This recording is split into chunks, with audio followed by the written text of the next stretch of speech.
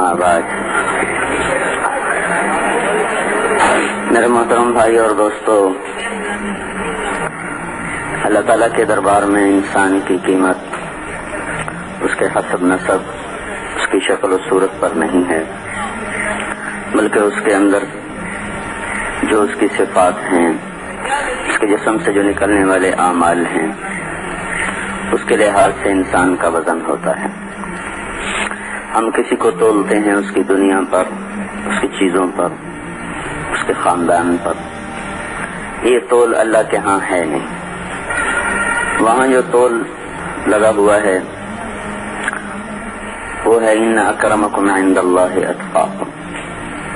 سب سے زیادہ عزت وہ پاتا ہے جو سب سے زیادہ اللہ سے ڈرنے والا ہوتا ہے۔ قیامت کے دن ایک فرشتہ اللہ کی طرف سے اعلان کرے گا، الا وانکم جعلتم نسبا وجعلت نسبی۔ اے لوگو، ایک نسب تم نے بنایا، ایک ہم نے بنایا، یعنی ایک معیار عزت تم نے بنایا، ایک اللہ نے بنایا۔ جعلت اکرمکم اتقاکم، میں نے تمہیں بتایا کہ سب سے زیادہ عزت والا تقوی والا ہے۔ ولیکن ابیتم، تم نے تو انکار کر دیا۔ وقلتم ان فلان ابن فلان خیر من فلان ابن فلان، تم نے اپنے ہی گھڑ لیے، کسی کو مال کی وجہ سے عزت دی، کسی کو حکومت کی وجہ سے عزت دی، کسی کو شکل کی وجہ سے عزت دی، کسی کو کسی وجہ سے۔ جو میرا معیار تھا وہ تم نے ٹھکرا دیا، اپنے تم نے نئے نئے گھڑ لیے۔ الیوم اضع نسبکم وارفع نسبی، آج تم سب دیکھ لو گے تم نے جو معیار بنائے تھے وہ سب میں توڑ دوں گا، اور میں نے جو معیار بنایا تھا تقوی والے، عزت والے، وہ آج میں بلند کر دوں گا۔ پھر اللہ تعالیٰ اعلان فرمائیں گے، این المتقون، کہاں ہیں تقوی والے، کہاں ہیں اللہ سے ڈرنے والے؟ تو وہاں کا معیار صفات ہیں، اعمال ہیں، چیزیں نہیں۔ پھر ایک اور اعلان ہوگا، فلیکم اہل الصبر، صبر والے کھڑے ہو جاؤ۔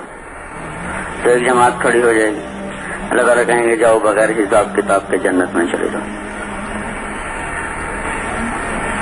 پھر اعلان ہوگا، فلیکم اہل الفضل، فضل والے کھڑے ہو جاؤ۔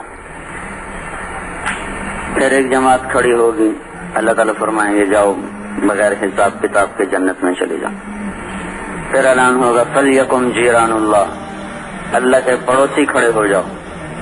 پھر ایک جماعت کھڑی ہوگی، اللہ تعالیٰ فرمائیں گے جاؤ بغیر حساب کتاب کے جنت میں چلے جاؤ۔ ایک اعلان ہوگا، این الائمہ، این الفقہاء، این المؤذنون، کہاں ہیں نمازیں پڑھانے والے، کہاں ہیں علم والے فقہاء، اور کہاں ہیں اذان دینے والے؟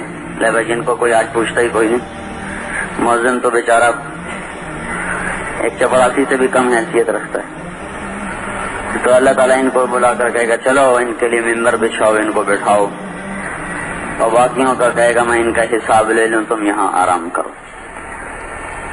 یہ وہاں کا معیار ہے، وہ اصلی ہے، وہ اللہ نے بنایا۔ جو ہم نے بنایا ہم بھی نقلی، ہمارے معیار بھی نقلی۔ تو انسان کی قیمت صفات پر ہے، اور صفات میں سب سے جو طاقتور اور سب عند اللہ انسان کو جانوروں کی صف سے نکال کر انسانوں کی صف میں کھڑا کرنے والی صفت ہے، وہ ایمان ہے۔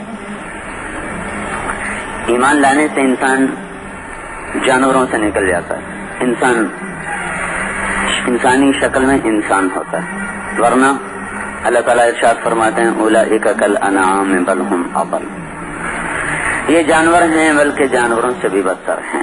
پھر اسی مضمون کو اور زیادہ شدت اور سختی کے ساتھ اللہ نے بیان فرمایا، انہم الا کالانعام بل اضل سبیلا، یہ جانور کے علاوہ کچھ اور ہیں ہی نہیں، سوائے جانور کے اور کچھ انہیں کہا جا سکتا ہی نہیں، بلکہ ان سے بھی یہ بدراہ ہیں اور ان سے بھی زیادہ یہ گمراہ ہیں۔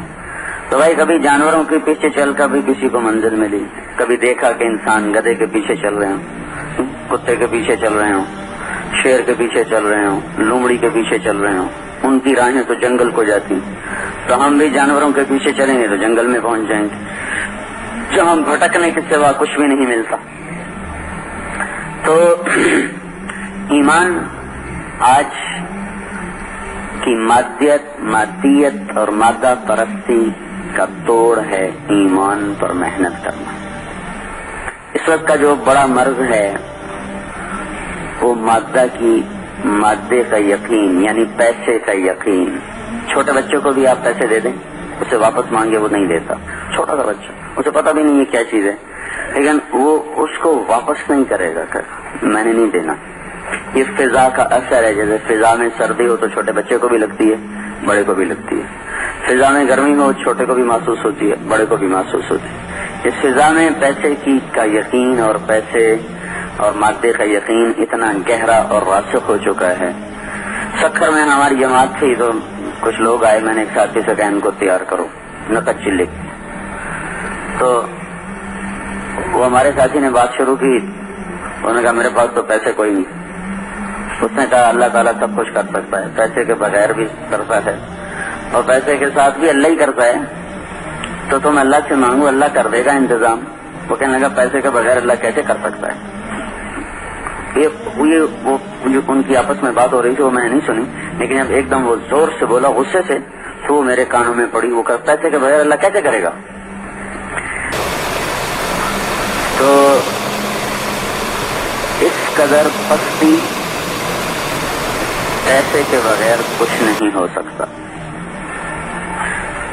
یہ جو 6 نمبر ہے نا، 6 نمبر، یہ آج کے مرض کا ایک علاج ہے.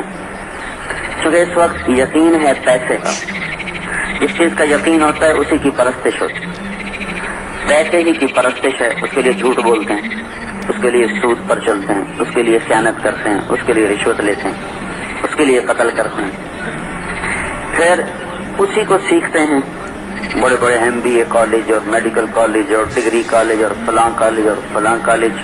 اس کے پیچھے ہے کیا؟ پیسہ ہے. اگر یہ اعلان ہو جائے کہ کسی ڈاکٹر کو نوکری نہیں ملے گی، جو جھاڑو دینا اچھی طرح جانے گا اس کو 22واں گریڈ ملے گا، سب جھاڑو پکڑ لیں گے. اگر یہ حکومت اعلان کر دے کسی ڈاکٹر کو ایک پیسہ نہیں ملے گا، کسی انجینئر کو ایک پیسہ نہیں ملے گا، کسی ماسٹر آف بزنس کو ایک پیسے کی نوکری نہیں ملے گی، جو نالیاں صاف کرنا اچھی طرح جانتا اس کو 1 لاکھ روپے مہینے کی تنخواہ ملے گی، یہ سارے لڑکوں کے ہاتھ میں جھاڑو ہوں گے. تو جو سیکھنا سکھانا ہے اس کے پیچھے بھی پیسہ محرک ہے. پھر سارا دن تذکرے بھی اسی کے ہیں. پھر پیسے کو وزن پر انسان کا وزن کیا جاتا ہے، پیسے کے وزن پر، چیزوں کے وزن پر انسان کا وزن کیا جاتا ہے. اسی کو مقصود بنا کے سفر کیے جاتے ہیں. اسی کی سارا دن بازاروں میں تبلیغ ہو رہی ہے، اسی کی سارا دن شہروں میں تبلیغ ہو رہی، دیہاتوں میں تبلیغ ہو رہی، سارے عالم میں تبلیغ ہو رہی ہے. تو ایک جو جڑ ہے مذہب، اس کے گرد یہ چند چیزیں انسان ان کو لے کر گردش کر رہا ہے.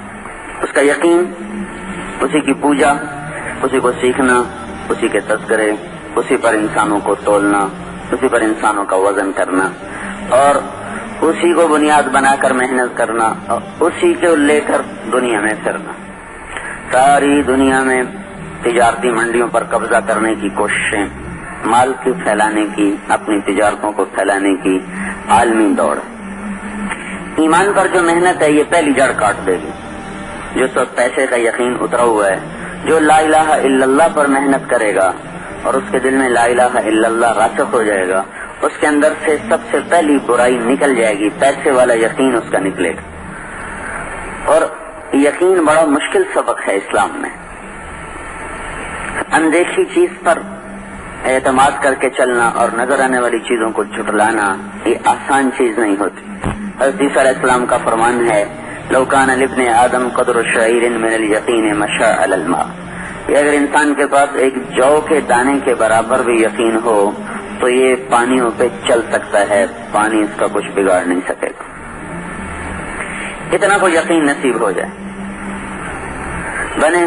بنانے والے کی طرف طبیعت متوجہ ہو جائے کہ جب ایک چیز خود بنی نہیں، اپنی ذات سے شکل نہیں، اپنی ذات سے صفات نہیں، اپنی ذات سے وجود نہیں، اپنی ذات سے بقا نہیں، اپنی ذات سے حرکت نہیں، اپنی ذات سے سکون نہیں، اپنی ذات سے روانی نہیں، اپنی ذات سے جماؤ نہیں، اپنی ذات سے اس کی اڑان نہیں، اپنی ذات سے اس کی قیمت نہیں، اپنی ذات سے اس کی نقل و حرکت نہیں. کچھ نہ تھا اور اللہ تھا، کچھ نہ تھا اور اللہ تھا. اللہ اس طرح تھا کہ اس کی کوئی ابتدا نہ تھی. هو الاول بلا بدایا، ایسا اول ہے جس سے پہلے کچھ نہیں، جس کی ابتدا کوئی نہیں. هو الاخر بلا نہایا، ایسا آخر ہے کہ اس کی کوئی انتہا کوئی نہیں. وہ ایسا قدیم ہے جو ابتدا سے پاک ہے، ایسا دائمی ہے جو انتہا سے پاک ہے.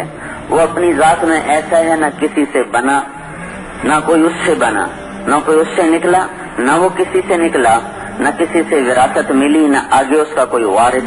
یہ چیز کسی کو بھی کمزور کر دیتی، کسی سے لینا اور آگے دینا، یہ کمزور کر دینے والی چیز ہے. اللہ وہ ذات ہے، نہ اوپر سے کہیں سے اس کو ملک ملا ہے، نہ آگے اس کا کوئی وارث ہے جس کو وہ دے گا کہ اس سے وہ دب کے چلے.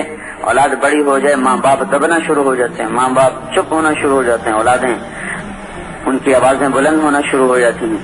تو اللہ تعالیٰ وہ ذات ہے میرے بھائیو، جب کچھ نہیں تھا وہ موجود تھا، پھر سب کچھ بنایا، کچھ نہ سے بنایا. خالق بنانے والا، خالق بنانے والا، مبدی بنانے والا. کون سا بنانے والا؟ ہم نے یہ سٹینڈ لوہے سے بنایا اور یہ ممبر لکڑی سے بنایا اور یہ پنکھے لوہے سے بنائے. مبدی وہ بنانے والا جو کچھ نہ ہو اور سب کچھ بنا دے، جو لوہے کے بغیر لوہا بنائے. مبدی جو لکڑی کے بغیر لکڑی بنائے. مبدی جو پانی کا قطرہ نہ ہو اور سمندر بنا دے، جو درختوں کا پتا نہ ہو اور جنگل بنا دے، جو ریت کا ذرہ نہ ہو اور صحرا بنا دے، مٹی کا ڈھیلا نہ ہو اور زمین بچھا دے، پتھر کا سنگریزہ نہ ہو اور ہمالیہ جیسے پہاڑ بنا دے، برف کا ایک ذرہ نہ ہو اور سفید چادر سے لاکھوں سال سے پہاڑوں کو ڈھانپ کے دکھا دے، اور ایک کرن نہ ہو اور سورج بنا دے، ایک کرن نہ ہو اور چاند بنا دے، ایک کرن نہ ہو اور ستارے بنا دے، اور کہیں دور دور تک کسی جانور کا نشان نہ ہو اور لاکھوں کروڑوں قسم کے جانور بنا دے. مبدی کچھ نہیں اور بناتا جا رہا ہے. ہم چیزوں سے چیزیں بنا رہے، اللہ بغیر چیزوں کے بنا رہا. شیر نہیں، شیروں کی شکلیں بنا دی. چیتا نہیں، چیتے کی شکل بنا دی. انسان کوئی نہیں، انسان کو بنا دیا. ہوا کوئی نہیں، ہوا کو بنا دیا. عرش کوئی نہیں، عرش کو بنا دیا. فرشتے کوئی نہیں، فرشتوں کو بنا دیا. جنت کوئی نہیں، جنت کو بنا دیا. سونے کے بغیر سونا بنا دیا، چاندی کے بغیر چاندی کو بنا دیا. المبدی خالق ہے، خالق بنانے والا. لیکن بنانے والے کے ساتھ ایک ایسی صفت لگی ہوئی ہے، کچھ نہیں اور سب کچھ بناتا ہے. بدیع بھی ہے، بدیع السماوات والارض. بدیع بھی بنانے والا ہے. کون سا بنانے والا؟ جو بغیر نمونے کے بنائے، ہر چیز اس طرح بنائے، پہلے سے ماڈل کوئی نہیں، پہلے سے نمونہ کوئی نہیں، پہلے سے شکل کوئی نہیں، پہلے سے ڈیزائن کوئی نہیں. بغیر نمونے، بغیر شکل، بغیر ڈیزائن کے اپنے علم سے، اپنے قدرت سے جیسا چاہتا ہے ویسا بناتا چلا جاتا ہے، جیسا چاہتا ہے ویسا بناتا چلا جاتا ہے. اللہ کے سامنے شیروں کی شکلیں نہیں پڑی تھی جن کو دیکھ کے شیر بنا دیا. انسان کی شکل نہیں تھی جس کو دیکھ کے آدم بنا دیا. عقاب کی شکل نہیں تھی جس کو دیکھ کے عقاب اور شاہین بنا دیا. مچھلی کی کوئی شکل نہیں تھی جس کو دیکھ کے مچھلی کو بنا دیا. پانی کا کوئی تصور نہیں تھا، کوئی شکل نہیں تھی جس کو دیکھ کے پانی کو بنایا. ساری کائنات کے بحر و بر کو، زمین اور آسمان کو، سرا اور ثریا، شرق و غرب، کسی چیز کا کوئی وجود نہ تھا، بنایا. کوئی ماڈل نہ تھا، بنایا. پھر اس بنانے میں وہ اپنی طاقت، اپنی تصویر میں، اپنی تخلیق میں، اپنی تقدیر میں، اپنے اندازے میں. سبح اسم ربک الاعلی الذی خلق فسوی والذی قدر فہدی. بنانا، تقدیر، تخلیق، تدبیر، اس میں ایسا کامل ہے. ایک وقت میں صرف دنیا میں جو عورتیں ہیں، ان کے اندر حمل ٹھہر رہا اور مختلف مراحل میں بچے چل رہے ہیں. اسی وقت میں کروڑوں مادہ جانور ہیں چوپائے، ان کے اندر حمل ٹھہر رہا. اسی وقت میں کھرب مچھر مادہ ہیں، ایک مادہ 300 انڈے دیتی ہے. ایک شہد کی مکھی 30 ہزار انڈے دیتی ہے. اور اس طرح جانوروں میں انڈے دینے والے، مچھلیاں سمندر میں انڈے دینے والی، درختوں پہ پرندے انڈے دینے والے کروڑ ہا کروڑ، ارب ہا ارب، کھرب ہا کھرب. پرندے اور مخلوقات ہیں، پھر یہ تمام کے تمام اللہ تعالیٰ کے کارخانے قدرت میں ایک وقت میں بن رہے ہیں، اور ایک وقت میں کروڑوں قسم کی مختلف قسم کی مصنوعات تیار ہو رہی ہیں، مخلوقات تیار ہو رہی ہیں۔ ماں کے پیٹ میں کہیں بچہ بن چکا ہے، کہیں بن رہا ہے، کسی کے پیٹ میں آنکھ بن رہی، کسی کا ہاتھ بن رہا، کسی کے ناخن بن رہے، کسی کے پاؤں بن رہے، کسی کی کمر کی ہڈی بن رہی، کسی کا دل بن رہا، کہیں پھیپھڑے بن رہے، کہیں کان بن رہے، کہیں دماغ بن رہا، کہیں زبان بن رہی، اور کہیں ہاتھ بن رہا، کہیں اس کی انگلیاں بن رہی، کہیں کونی بن رہی، کہیں چھاتی بن رہی، کہیں سینہ بن رہا، کہیں پھیپھڑے بن رہے، کہیں آنتیں بن رہی، کہیں جگر بن رہا، کہیں تلی بن رہی، کہیں مثانہ بن رہا، کہیں ٹانگیں بن رہی، کہیں ران بن رہی، کہیں گھٹنے بن رہے، کہیں ہڈیاں بن رہی، کہیں گوشت چڑھایا جا رہا، کہیں کھال لگائی جا رہی، کہیں آنکھوں میں رنگ بھرا جا رہا، اور اس کا ڈیزائن ایسا بنایا جا رہا ہے کہ دھرتی میں کوئی آنکھ ایسی نہ ہو، انگلی بنائی جا رہی ایسی بنائی جا رہی کہ دھرتی میں کسی کوئی انگلی ایسی نہ ہو، انگلی چھوڑو بھائی، یہ جو پورے ہیں پورے، ان پہ لگنے والی لکیریں بھی ایک جیسی نہ ہوں۔ یہ سارا نظام اللہ تعالیٰ ایک وقت میں بنا رہا، دیکھ رہا، چلا رہا۔ اسی کے ساتھ کھرب انڈے پڑے ہوئے، ان سب پر اللہ کی تدبیر چل رہی، تقدیر چل رہی، تخلیق چل رہی، اللہ تعالیٰ کا نظام چل رہا۔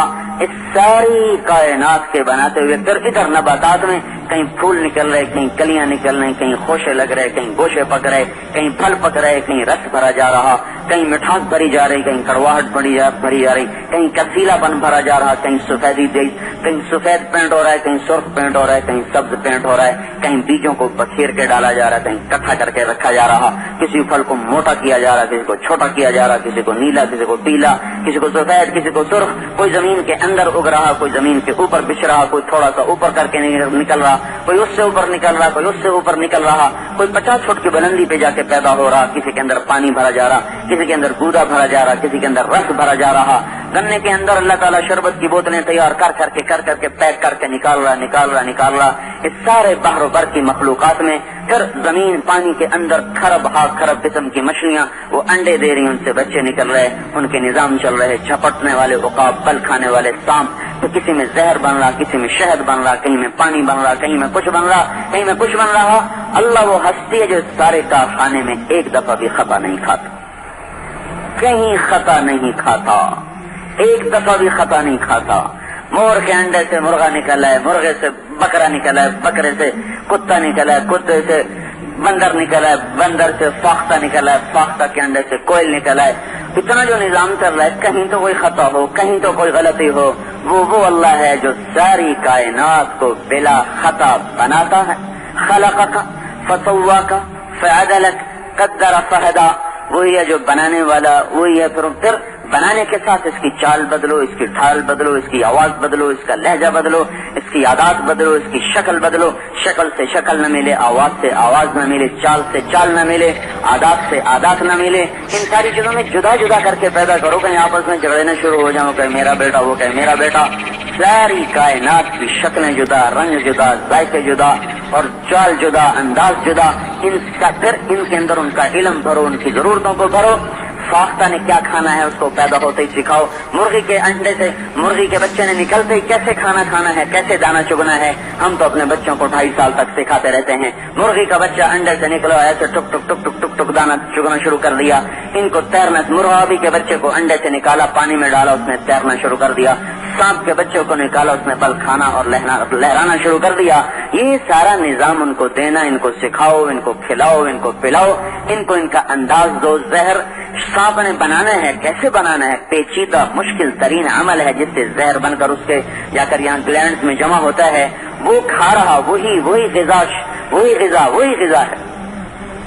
یہی گھاس پھوس میں سے چیزیں کھینچ کے سانپ کھا رہا، کوئی کبھی وہ مینڈک کو پکڑ کے کھا گیا، کبھی چوہا پکڑ کے کھا گیا۔ اسی چوہے کو بلی نے کھایا تو زہر نہ بنا، اسی چوہے کو سانپ نے کھایا تو زہر بن گیا۔ اسی پانی کو بکری نے پیا تو اس کے پیٹ میں جا کے دودھ بن گیا، اسی پانی کو سانپ نے پیا، اس کے پیٹ میں جا کے زہر بن گیا۔ اسی پانی کو ہرن نے پیا، اس کے پیٹ میں جا کے مشک بن گیا۔ اسی پانی کو ریشم کے کیڑے نے پیا، اس کے اندر سے وہ ریشم بن کے نکلا۔ یہ ساری آیات و نشانیاں ہیں جو یہ بتاتی ہیں کہ ایک اللہ ہے جو اس کائنات کا مالک ہے، جو اس اللہ کو اپنے ساتھ لے لے گا اس کے سارے مسئلے حل ہو جائیں گے۔ اس وقت کی مادہ پرستی کا شافی علاج، کافی علاج لا الہ الا اللہ، اللہ پر اعتماد، اللہ پر یقین اور اللہ پر توکل. جو دل اللہ کی طرف پھر جائے گا، اللہ تعالیٰ کا پہلا فضل اس پہ یہ ہوگا کہ مخلوق سے اس کو بے نیاز کر دے گا.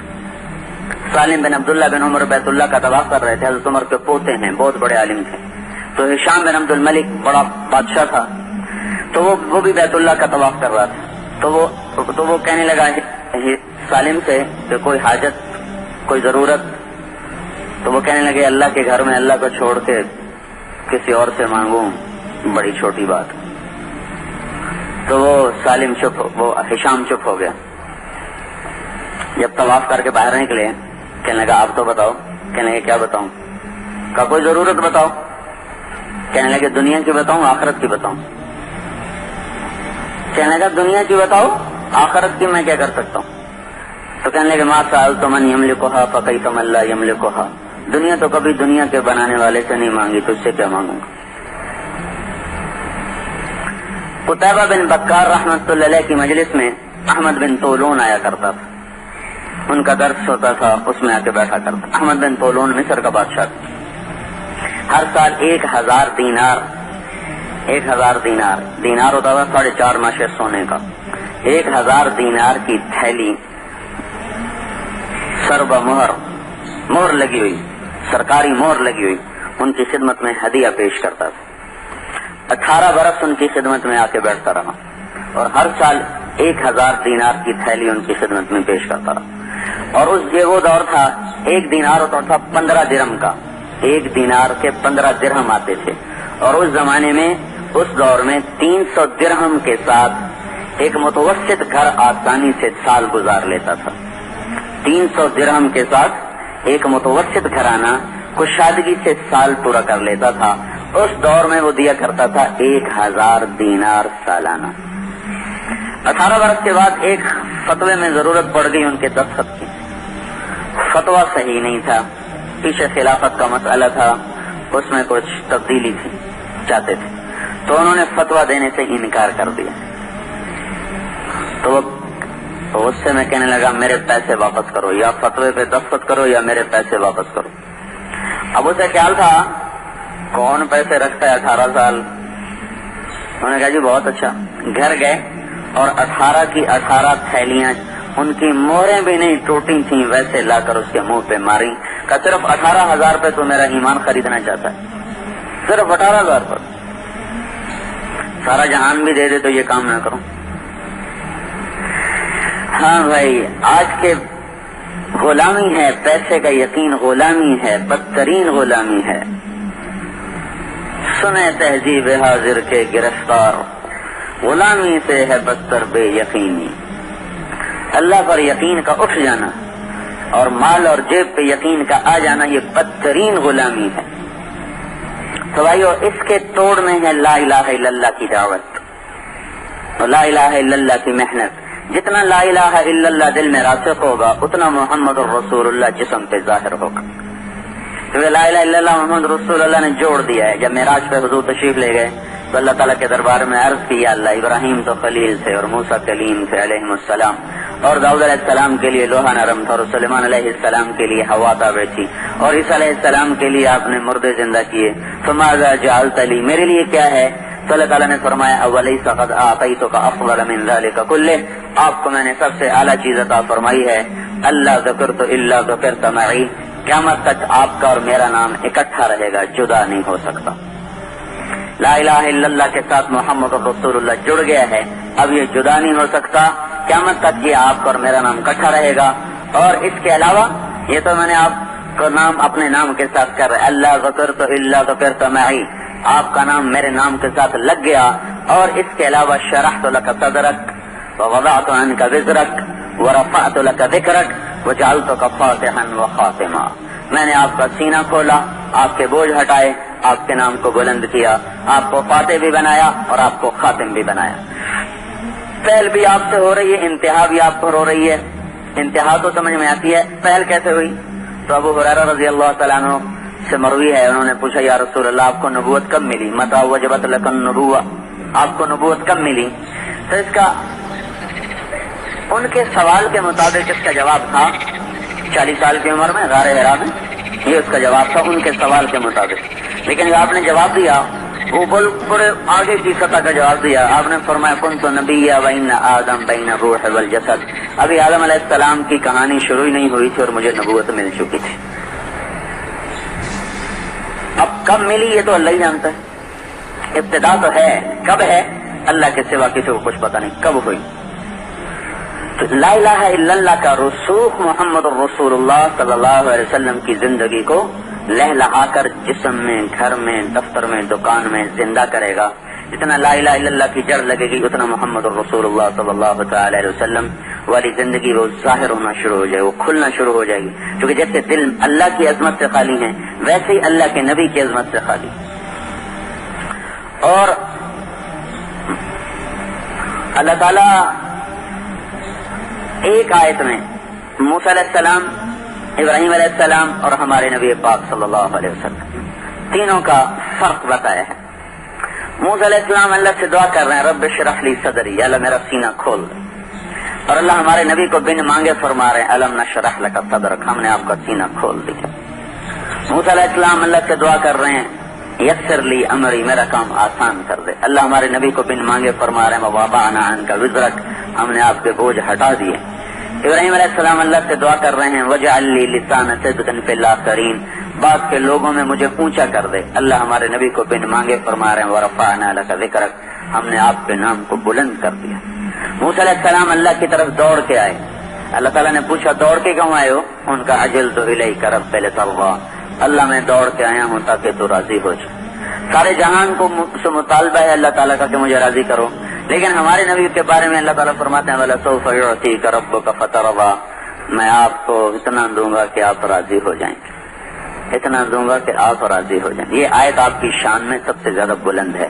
پھر یہ فترضیٰ ہے, حتیٰ ترضیٰ نہیں, حتیٰ ترضیٰ. وَلَسَوْفَ يُعْطِيكَ رَبُّكَ حَتَّىٰ تَرْضَىٰ, اتنا دوں گا دیتا جاؤں گا کہ آپ راضی ہو جائیں گے. اور ایک وَلَسَوْفَ يُعْطِيكَ رَبُّكَ فَتَرْضَىٰ, ان دونوں میں بڑا فرق ہے. مثلا فقیر آیا تھا, ہم اس کو 4 آنے دیتے ہیں, کہتے ہیں یہ تھوڑے ہیں. ہم اس کو 8 آنے دیتے ہیں, کہتے ہیں یہ تھوڑے ہیں. پھر ہم اس کو روپیہ دے دیتے ہیں, یہ تھوڑے ہیں. پھر ہم اس کو 10 روپے دیتے ہیں, کہتے ہیں واہ واہ واہ واہ, ہوں ٹھیک ہے. تھوڑے سے اس کے گمان سے تھوڑا دینا, پھر اس کے مانگنے پر بڑھاتے جانا. یہ تھا وَلَسَوْفَ يُعْطِيكَ رَبُّكَ حَتَّىٰ تَرْضَىٰ, میں آپ کو اتنا دوں گا کہ یہاں تک کہ آپ راضی ہو جائیں گے. وَلَسَوْفَ يُعْطِيكَ رَبُّكَ فَتَرْضَىٰ کا مطلب یہ ہے فقیر آ گیا, وہ تصور میں لے کے آئے ہوا ہے 10 روپے سے زیادہ میں اس میں کوئی نہیں دینے ہیں. آپ نے 100 روپے کا نوٹ نکالا اور اس کے ہاتھ میں پکڑایا. اس کا میں نے خود مشاہدہ کیا. ہماری جماعت تھی پشاور میں, تو ایک عرب شہزادہ میرے ساتھ تھا. تو فقیر آ گیا, ہم گاڑی میں بیٹھے دوسری مسجد میں جانے کے لیے, وہ مانگنے کے لیے آ گیا. اس کا منہ اوپر تھا اور ایسے مانگ رہا تھا. وہ چشمے تصور میں 1 روپیہ دیکھ رہا تھا, 1 روپیہ ہی دینا. تو میں کہا پتہ نہیں پشتوں میں کہہ رہا تھا بھائی اللہ کے نام پہ دو, اللہ کے نام پہ. تو اس نے جیب سے 100 روپے نہیں, 84 کی بات, اس میں 100 روپے بہت زیادہ تھا. تو اس نے 100 نیچے نہیں دیکھ رہا تھا, اوپر ہی دیکھ رہا تھا. تو اس نے جب نوٹ پکڑا نا تو ایسے تو اس نے نیچے دیکھا, ایک دم جو اس کی نکلی نا پشتوں میں, اور پھر وہ بھاگا. وہ سمجھا شاید غلطی میں دے دیا کہیں واپس نہ لے لے, بھاگا وہاں سے, پیچھے مڑ کے نہیں. پھر اس نے دیکھا اور میں نے کہا تو ہمارے فقیروں کا مزاج خراب کر رہا ہے. لیکن ہم تو 4 آنے دیتے تو انہیں اکٹھا 100 روپے دے دی. یہ ہے فترضیٰ, کسی کو پہلے لمحے, پہلی ہی دفعہ اس کی سوچ تصور سے اتنا دے دینا کہ اس کی سوچ اور تصور سے بڑھ کر ہو, تو ایک دم وہ خوشی سے اچھل پڑے گا. تو یہ وَلَسَوْفَ يُعْطِيكَ رَبُّكَ فَتَرْضَىٰ, یہ جو فا کا لفظ ہے, فا, یہ یہاں یہ معنی دے رہا ہے کہ میرا نبی جتنا بھی تو سوچ لینا, جب میں تجھے دوں گا نا تو اس سے بھی زیادہ دوں گا. خود ہمارے نبی کی سوچ کتنی زیادہ ہے. اللہ کے بعد اگر کسی کو علم ہے تو اللہ کے نبی کو. وہاں پہ بن منبہ رحمت اللہ علیہ کا قول ہے کہ سارے بنی نوع انسان بشمول انبیاء کے اللہ تعالیٰ نے سارے نبیوں انسانوں کو جو عقل دی, جو علم دیا, اس کی مثال ہے ایک ذرے. جو ہمارے نبی کو علم اور عقل دیا اس کی مثال ہے ایک صحرا کی, صحرا. تو ذرے اور صحرا میں جو نسبت ہے وہ ساری دنیا کے انسانوں کے علم فہم کو حضور صلی اللہ علیہ وسلم کی فہم کے ساتھ وہ نسبت ہے. اور اللہ تعالیٰ یوں کہہ رہا ہے کہ پہلی ہی دفعہ تمہیں اتنا دوں گا کہ تو دیکھتے ہی خوش ہو جائے گا, خوشی سے اچھل پڑے گا. یہ فترضہ کا ترجمہ اگر یوں کیا جائے کہ میں آپ کو اتنا دوں گا کہ آپ خوشی سے اچھل پڑیں گے, تو یہ کوئی قاعدے کے خلاف نہیں ہے. فترضہ ایک دم بس آپ راضی ہو جائیں گے. کہ جو اللہ اپنے محبوب کو راضی کرنے کے لیے ایسے ناز نخرے برداشت کر رہا ہو, تو بھائی ہم تو اس کے امتی ہیں, ہم اللہ کے بعد اگر کسی کا ہم پر احسان ہے تو اللہ کے نبی کا ہے. تو ان کے سانچوں میں, ان کے طریقوں میں ڈھل کے چلنا, یہ اللہ کے دربار میں عزت اور کامیابی کا راستہ ہے. پھر اس کے بعد ہے کہ لوگ ویسے ہیں کہ پجاری بنے پڑے ہیں تو اس کے توڑ میں نماز ہے کہ اللہ کی پوجا ہمیں آ جائے. ابھی ہم نماز پڑھتے ہیں, لیکن یہ وہ نماز نہیں ہے جو اللہ ہم سے چاہتا ہے. اللہ ہم سے جو نماز چاہتا ہے وہ ہے اقم الصلاۃ لذکری, میری یاد والی نماز ہو. جب اللہ اکبر کہو تو پھر اللہ کے سوا کوئی اس میں اور آنے نہ پائے, کسی اور کی طرف دھیان نہ جائے. ابن القیم رحمۃ اللہ علیہ نے اپنی کتاب مدارج السالکین میں نمازیوں کے 5 درجے لکھے کہ نمازی 5 طرح کے ہوتے ہیں. ایک نمازی وہ ہے جو کبھی 5 پڑھ لیتا ہے, کبھی 5 چھوڑ دیتا ہے, کبھی 2 پڑھ لیتا ہے, کبھی 3 پڑھ لیتا ہے. یہ جہنم میں جائے گا. المتہاون یہ ہے معاقب, یہ تو جہنم میں جائے گا. دوسرا نمازی ہے مواظب, جو پکا نمازی ہے, لیکن جب وہ اللہ کے سامنے آتا ہے ایک پل کے لیے بھی اسے خیال نہیں کہ میں کس بادشاہ کے سامنے کھڑا ہوں. وہ نماز میں بھی اپنی دنیا میں مشغول ہوتا ہے, من بسو مشغول تو عامر و زید, اللہ اس کی طرف متوجہ اور وہ اللہ کو چھوڑ کر کسی اور کی طرف متوجہ. یہ نمازی محاسب ہے, محاسب, ڈانٹ ڈپٹ, حساب ہوگا, حساب. تیسرا نمازی وہ ہے جب اللہ اکبر کہتا ہے تو کوشش کرتا ہے اللہ کے سامنے کھڑا رہوں, لیکن کبھی اللہ کے سامنے, کبھی گھر کے سامنے, کبھی اللہ سامنے, کبھی دکان سامنے, کبھی اللہ سامنے, کبھی دفتر سامنے. تو وہ اس طرح ڈولتا رہتا ہے, کوشش بھی نہیں چھوڑتا اور پورا بھی نہیں ہوتا.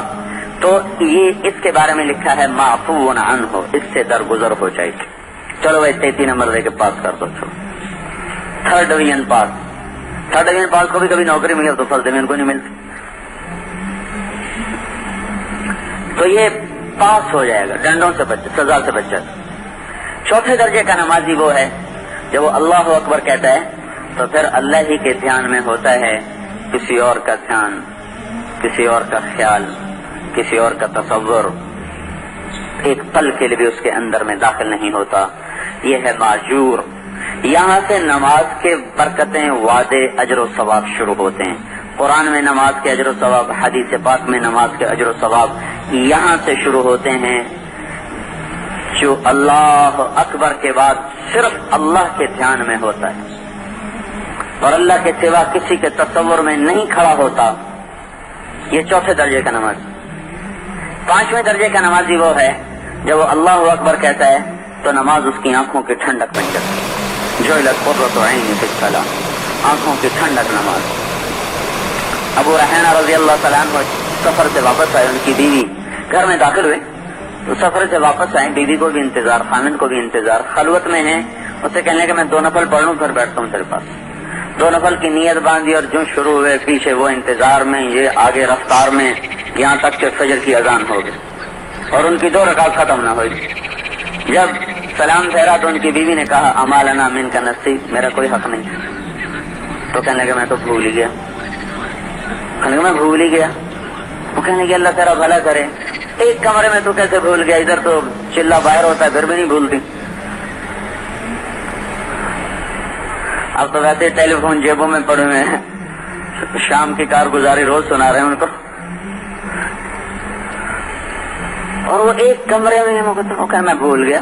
اور کیسے بھول گئے کہ جب میں نے نماز شروع کی تو جنت میرے سامنے کھل کے اس طرح آئی کہ مجھے یاد ہی نہیں رہا میں کہاں کھڑا ہوں.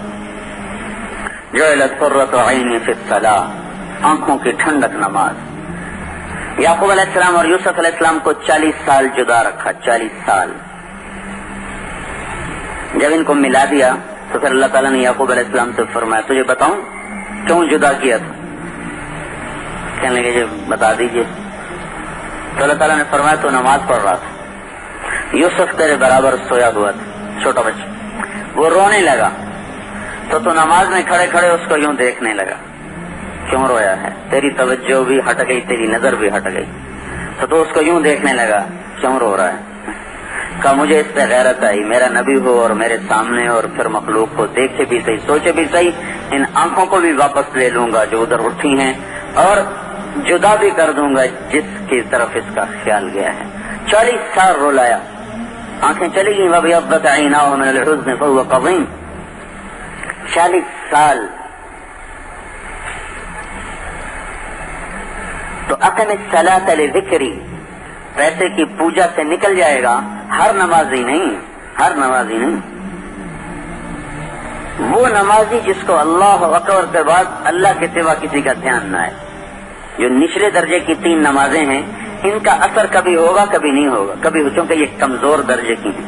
طاقتور حصار ہو، قلعے کی دیوار مضبوط ہو تو تب دشمن کا وار روکنا آسان ہوتا ہے. دیوار ہی ریت کی بنا دو تو وہ تو پہلے ہلے میں گر جائے گی. تو بھائیو، نماز پر ایسی محنت کرنا کہ جب ہم اللہ اکبر کہیں تو پھر اللہ ہی کا دھیان ہو، اللہ کے سوا کسی اور کا دھیان نہ ہو. اور جتنی صفات ہیں وہ دعوت سے زندہ رہتی ہیں. دعوت مٹ جائے تو ان کا وجود مٹنا شروع ہو جاتا ہے. ابھی ہمارے اندر بھی نماز کا تذکرہ ختم ہو گیا ہے، نماز کو تفصیل سے بیان کرنے کا رواج ختم ہو گیا. سارے تبلیغ والے اب یا پہلا نمبر بیان کرتے ہیں یا چھٹا نمبر بیان کرتے ہیں، باقی 4 نمبر انہوں نے کول کر دی. جس چیز کی دعوت مٹے گی اس میں ذوق آ جائے گا، جس چیز کی دعوت مٹے گی اس کو انسان بھولنا شروع کر دیتا. میں جب یہاں لاہور پڑھتا تھا تو سب سے پہلا اثر جو میرے اوپر تبلیغ کا ہوا وہ باتوں کا نہیں ہوا تھا، بات تو سنتے ہی نہیں تھا، بلکہ وہ نعیم الدین چودھری تھا، بڑا آدمی ہے، ڈھاکے میں ہوتا ہے، اللہ نے اس کو بڑا دماغ دیا تھا، ادھر بھی پورا تھا، تبلیغ میں بھی پورا تھا، ہر جگہ گولڈ میڈل لیا، ہر جگہ گولڈ میڈل لیا. تو وہ میں نے خود اس کو کمرے سے نکال دیا، اپنے کمرے سے، خبردار دوبارہ میرے کمرے میں ہے. تو ایک دن کیا ہوا، میں نے اس کو نماز پڑھتے دیکھا. وہ جس طرح نماز پڑھ رہا تھا میں نے زندگی میں ایسی نماز کبھی دیکھی نہیں تھی. تو میں بس ایسے بیٹھ کے اس کو دیکھتا ہی رہا کہ یہ کیسے نماز پڑھ رہا ہے، جو اس کی کھڑے ہونے میں خوف، خشیت، خشوع. پہلا اثر جو دل پر ہوا اس کی نماز کو دیکھ کر ہوا. یعنی جو پچھلی اس کے ساتھ بدتمیزی کی اس پر ندامت ہوئی. پھر جو دوسرا اثر ہوا وہ بھی نماز کا ہوا کہ میں آیا نیو ہاسٹل کچھ اپنے دوستوں سے ملنے کے لیے. تو کینٹین کے باہر وہ ٹیبلز ہوتے تھے، اس میں ہم بیٹھے کچھ کھا پی رہے تھے. اتنے میں عصر کی اذان ہو گئی. مسجد ہاسٹل کے اندر تھی، میرا منہ اس طرح تھا سامنے بلاک کی طرف. تو سامنے سیڑھیاں تھیں تو میں نے دیکھا وہ سیڑھیوں سے گھسٹتا ہوا نیچے آ رہا، تو اس کی ٹانگ ٹوٹی ہوئی تھی. وساکیاں تھیں نہیں، تو اس نے ساری سیڑھیوں کو گھسٹتے ہوئے عبور کیا، نیچے اترا. پورا یہاں سے لے کر وہاں تک مسجد تھی، اتنا لمبا برآمدہ تھا، یہ سارا وہ گھسٹتا ہوا گیا. اور ہم ہنس رہے تھے، کھلکھلا رہے تھے. ایک دم جو اس پہ نظر پڑی تو چپ ہم، اور ہم اس کو دیکھ رہے، ہماری نظریں اس کا تعاقب کر رہی. اور وہ اسی طرح گھسٹتا ہوا گیا اور جا کر اس نے نماز پڑھی. پھر تھوڑی دیر بعد ہم نے اس کو نکلتے دیکھا، وہ بھی اسی طرح وہ گھسٹتا ہوا واپس گیا اور ساری سیڑھیاں چڑھ کر اپنے وہ کمرے میں گیا. یہ دوسرا تاثر بھی نماز نے طبیعت پہ چھوڑ. اب تو تبلیغ والے غیر تبلیغ والے کی نماز میں فرق ہی نظر نہیں آتا. جیسا وہ قتل کر رہا ہوتا ہے نماز، تو ایسی جو جماعت نکلی ہوتی وہ قتل کر رہی ہوتی نماز کو. اللہ کی راہ میں نکلا ہوا ہو، سال لگا ہوا ہو، اور نماز میں وہی بے ترتیبی، وہی بے دھیانی، تو یہ پھیلانا کیا چاہتے ہیں؟ کون سا درد و غم دنیا میں پھیلانا چاہتے ہیں؟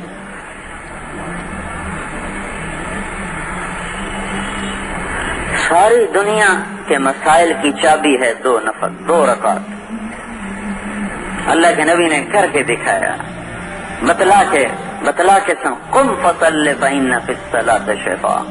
اٹھ ابو ہریرہ پڑھ نماز میں شفا ہے. 4 دن گزر گئے، گھر میں کچھ نہیں. 3 دن کا فاقہ تو آپ برداشت کیا کرتے تھے، 4تھا دن آ گیا کچھ نہیں. عائشہ رضی اللہ تعالیٰ نے سے کہنے لگے اب تو اللہ سے مانگتا ہوں جا کے.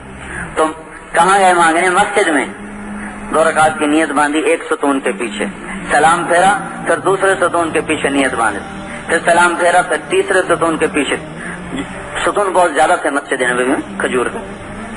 جگہ بدل رہے نفل پڑھ رہے، جگہ بدل رہے نفل پڑھ رہے. پیچھے سے حضرت عثمان رضی اللہ تعالیٰ عنہ آئے تو انہوں نے پوچھا اللہ کے رسول کہاں ہیں؟ تو حضرت عائشہ نے فرمایا ما طعم آل رسول اللہ من 4 ایام شیئا. 4 دن ہو گئے تھے آل رسول کے گھر میں کچھ بھی نہ تھا. نماز پڑھنے گئے، اللہ سے مانگنے گئے.